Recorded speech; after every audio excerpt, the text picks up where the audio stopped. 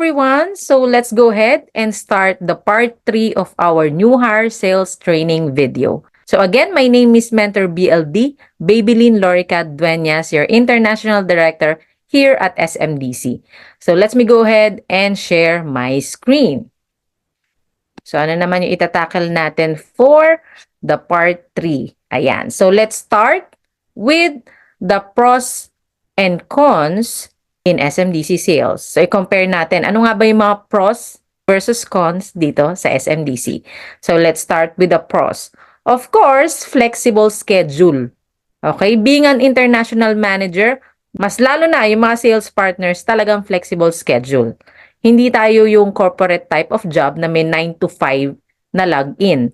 So itong schedule natin, we just need to i-manage lang natin siya dun sa availability ng kliyente natin, 'di ba? Lalo na kung sabihin niya, linggo, mag-tripping kayo ng gabi, 'di ba? Kasi ang mall hours naman natin, yung mga showroom natin sa mall hanggang 10 'yan. So, flexible siya. Kumbaga, yun nga, mag-i-inquire sa'yo sa madaling araw. Minsan may magpapa-tripping sa'yo ng sobrang aga, alas 7. So, ganun yun. We have a very flexible time. And kung ikaw naman ay international manager, may mga scheduling lang tayo. Usually, once or twice a week, may mga meetings tayo. But we are not stagnant schedule. Kumbaga, laging ganyan, 8 to 5, 9 to 6, hindi ganon. So, iba-iba. That's why, nandito din ako ngayon sa field na to kasi ito yung gusto ko. Yung kumbaga, hawak ko yung oras ko, di ba? Kung ano ba, gusto ko madaling araw ako nag-lead generation, or sa tanghali ako mag-lead generation, o gusto ko magpuyat muna ako ngayon, di ba? O maaga ba ako matulog ngayon, so ganon. So, may mga tao kasi na ayaw nila yung stagnant, ayaw nila yung paulit-ulit na ginagawa na parang alam mo yon, iihi ka lang saglit. Kasi ganyan ako nung nasa BPO eh. May oras yung pag-ihi, minutes lang. Parang 2 minutes kailangan makabalik ka na dun sa sa Avaya mo. With SMDC, kumain ka kahit anong oras mo gusto, matulog ka kahit anong oras mo gusto, trabahuin mo yan kung anong oras mo gusto. Kumbaga yung schedule lang natin nakabase sa kliyente and din sa mga company meetings. So ganun. It's all about, producing sales. Kung saan natin mas magagampanan yung trabaho natin, ano bang oras tayo mas flexible, lalong-lalo na yung mga wala naman sa Pilipinas, so magkaiba yung time natin, so you can do it at your own time. 'Di ba? Ang sarap nung ganon, 'di ba? And fastest way to become wealthy. Ito naman na talaga yung pinakamabilis. Kasi isang buwan, kaya mo kumita ng milyon sa isang buwan. 'Di ba? May receivables ka agad na 1M, 2M. Walang maglilimit sa iyo. Eh kung papasok tayo sa regular job, yun talaga yung may mga limit. Dito, again, we are not focusing on the marketing fund, mga allowance. No. Our main target is the commission. Kailangan every month tayo dyan, 1M, 1M every month, di ba? So sa loob ng, ikaw nga lang naglilimit nun eh. Actually, kaya mo pa beyond that eh. Depende sa iyo kung gaano ka kasipag. Ang sekreto dito, depende ka gaano ka kasipag. Okay? But again, this is the proven na this is the fastest way to become wealthy. Okay?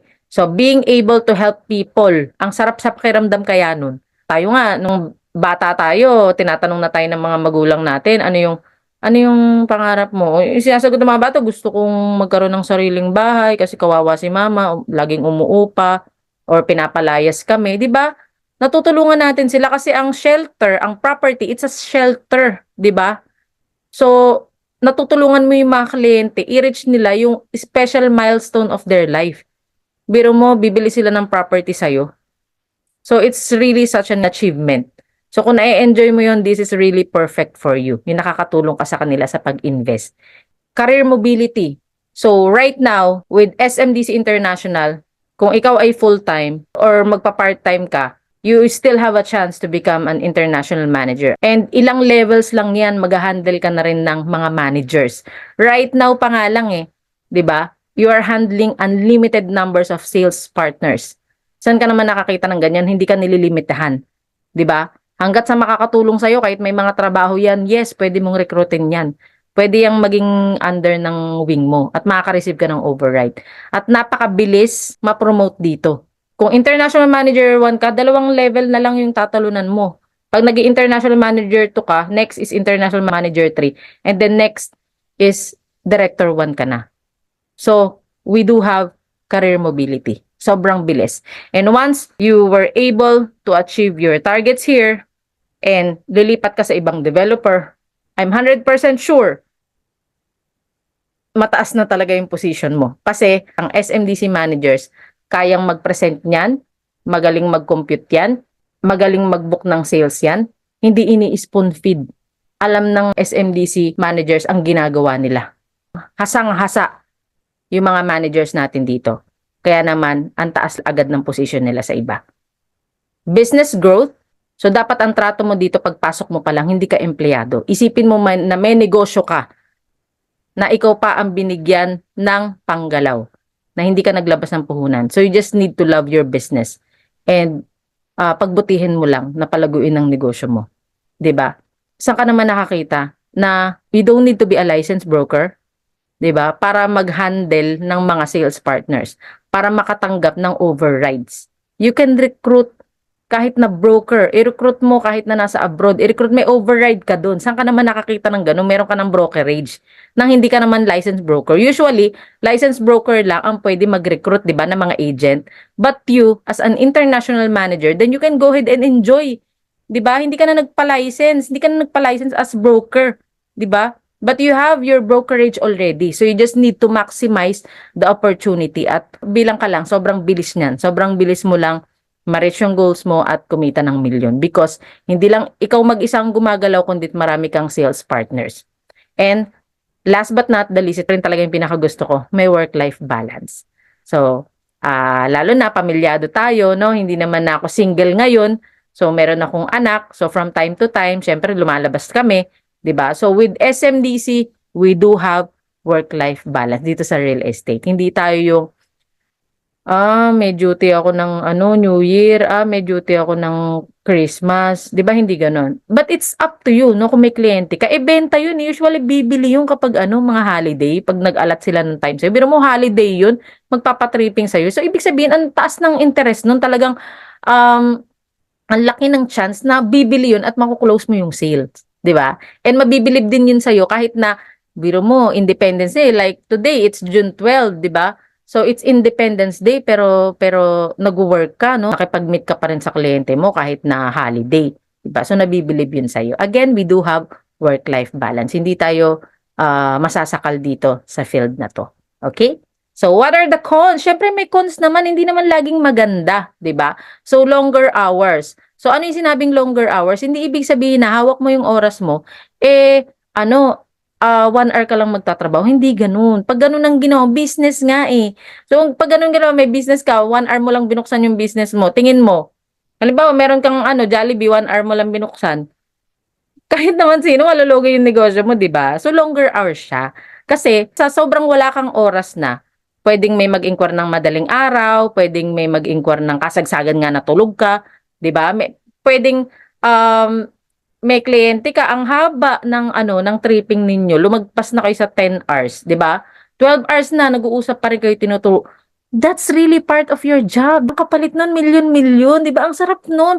Pagkatapos nun, sige, humayahay ka na kahit magpahinga ka ng 1 buwan. Kung meron ka namang 100 million sales sa kanya, kahit 1 taon ka na ata magpahinga, 'di ba?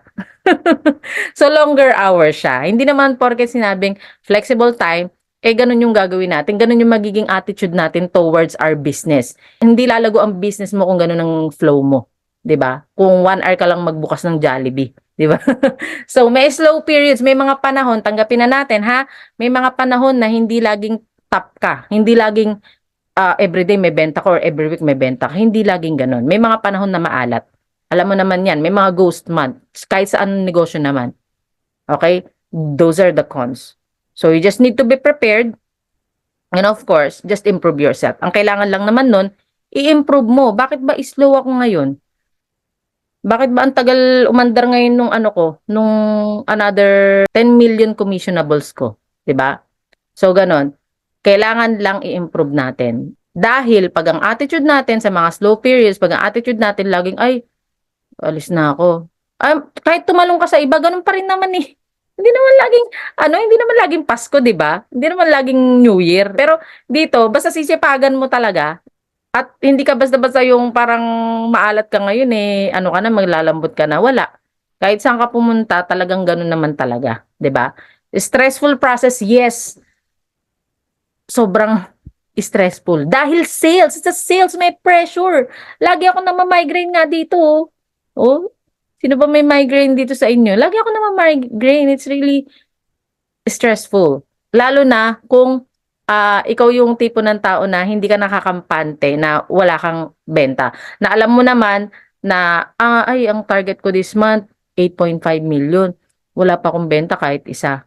Kung ikaw yung tipong tao na, parang mo yun, parang bahala na kung may benta o wala, natural, hindi ka may stress nun kasi, kumbaga parang, yun nga, nag-try-try ka lang, ganyan. So, ako kasi, ako yung tipo ng tao na talagang pinag-iisipan ko kung papaano ko ba mai-improve. Kasi, i-research mo yan eh. Anong problema? I-observe mo, ano ba yung mga ginawa ko? Yung mga activity ko recently? Bakit ba naging ganito? So, pinag-aaralan natin. Kaya, tinatawag siya na stressful. Kasi nga, iniisip natin, paano natin mai-improve, di ba? Pero kung hindi ka nai-stress, wala ka namang production. So, di ba? Iba-iba kasi yung tao. Iba-iba kasi yung tao. But, sinasabi ko na sa inyo, this is really a stressful process siya. Minsan, nabentahan mo na, minsan, yung kliyente, marami ring concern or what. So, it's really a stressful process. But, you need to, number one, be professional.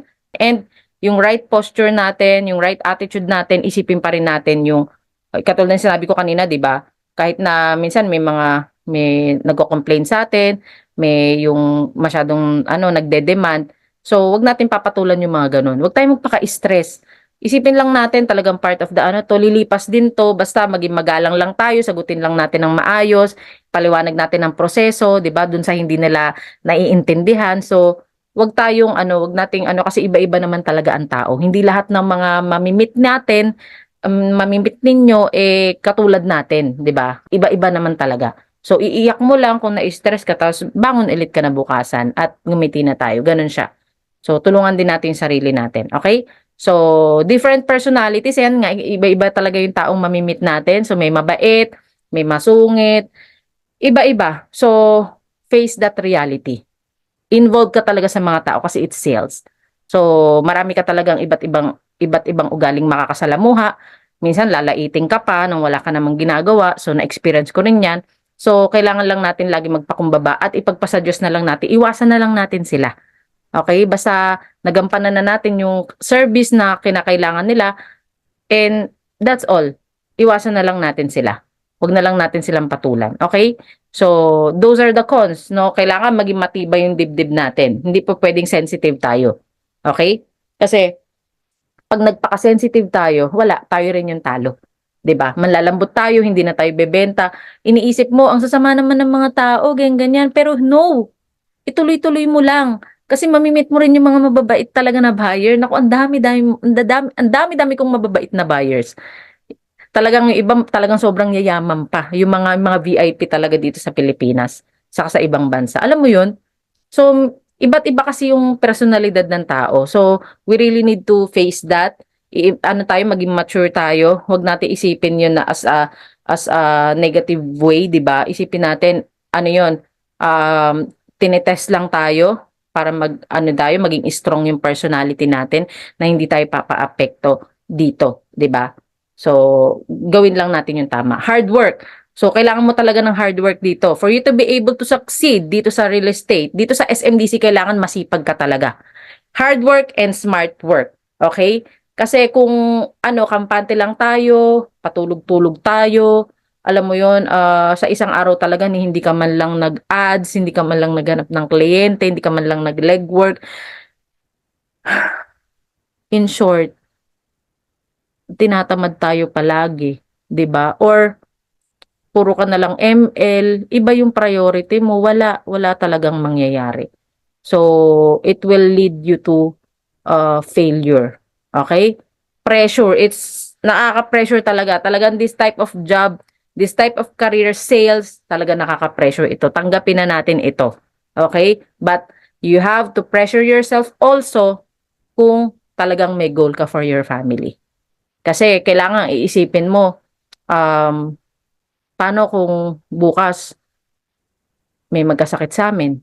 Paano kung bukas ganito yung mangyari? Hindi naman tayo as in nag-aano na negative, pero that's the reality of life, di ba? May mga emergency, may mga pwedeng mangyari. Papaano? Di ba? Papaano na kung ganun? So, anong gagawin ko? Wala man lang akong pera na na nakahanda para dito sa mga ganong emergency. So, we need to pressure ourselves. Kasi hindi natin masasabi yung bukas kung anong mangyayari. Kasi pwedeng healthy ka ngayon, pero hindi ka naman nagsisipag. Alam mo yun, biniyayaan ka ng magandang kalusugan, no? Magandang pangangatawan, matalinong pag-iisip, masipag na pero hindi mo ginagawa. Hindi mo siya ginagamit. Tapos pag nakalugmok ka na, mahina ka na, saka ngayon iisip na, ay, sana pala nung kabataan ko, sinipagan ko na, sana pala nung kabataan ko, trinay ko na yung mga ganito. Ang dami mo nang naiisip na gusto mong gawin, pero hindi mo na magawa kasi hindi na kaya ng katawan mo. So, habang kaya pa natin, habang kaya ko pa, wala pa ako sa stage na gawin na natin para makatulong din tayo sa iba at pamilya natin. Para sa mahal natin sa buhay. Yun lang naman siya. Next, ito nga ang sabi, it's not gonna be easy. Hindi talaga madali sa sales. Hindi madaling makabenta. Totoo yan. Okay? But, it's gonna be worth it.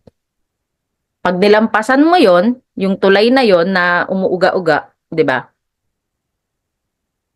Umuuga-uga siya. Kailangan huwag kang tatalon, di ba? Tawirin mo yan. At pag nakatawid ka na, dun mo masasabi, thank you Lord, di ba? Hindi mo pala ako dadalin dito kung wala kang purpose, di ba? Hindi mo papanoorin tong video na to kung wala kang purpose. Walang purpose si Lord sa'yo. So, kailangan lang, yung tulay na umuuga-uga, tawirin mo. Maging matalino ka sa pagtawid. Kailangan naka-tiger look ka.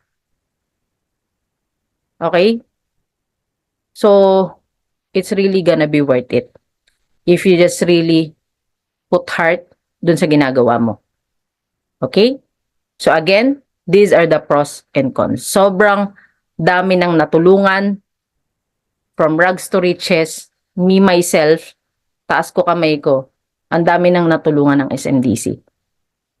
Basta kailangan lang talaga ng sipag, panalangin, tiwala sa sarili. Basta huwag ka lang talaga tatamarin. At kailangan passionate ka, determinado ka. And you will be successful. Okay? Next, on our part 4 video, we will talk about how to be successful in SMDC sales. So ito medyo mahaba ito. So we will go ahead and tackle this on our next video, which is the part 4 of new hire sales training video. Ayan. Again, thank you so much for watching our part 3 new hire sales training video. Again, my name is your mentor BLD and thank you so much and I hope may natutunan kayo dito sa ating part 3 na new hire sales training video. Kita-kits pa tayo sa part 4 at sa mga susunod pang video. Maraming salamat and good luck sa inyo. Happy selling. Bye-bye!